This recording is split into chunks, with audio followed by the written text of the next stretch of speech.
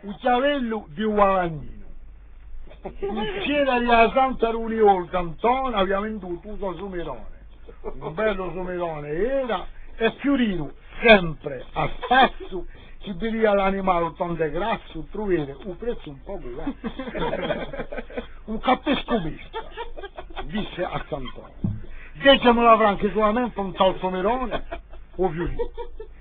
Aveva ancora cacciato qualche franco, se l'ha girata a 10.000 per consumare il scianco. Fiorino, tu devi passare per un bicchiere, va a trovare un compratore di consumare. Oh amico, Sant'Antonio che conosce le chiazze alla bella, ma ha venduto il somere che sta anche teglia. A Fiori, avanti di pagarlo, ha guardato diverso, un chiavello di fare un trutto di traverso, più che Sant'Antonio sono decordito, da che cazzo un chiavello un somere guarito.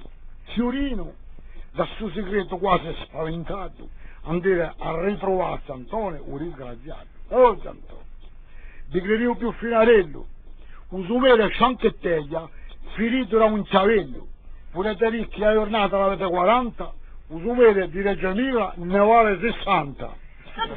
Oh amico, c'è un Fiorino poco fino, un semmica valanino, sono stato io, un mio amichello, che ha giudicato un giorarello per lasciare credere a quello verbantello che un somere scianco per via un chiavello, ma anche senza chiavello non ne perdivo tanto, un somere resterà sempre scianco. Moralità, Fiorino poco fino, che tutto in fare con un balanino hai da perduto lattino.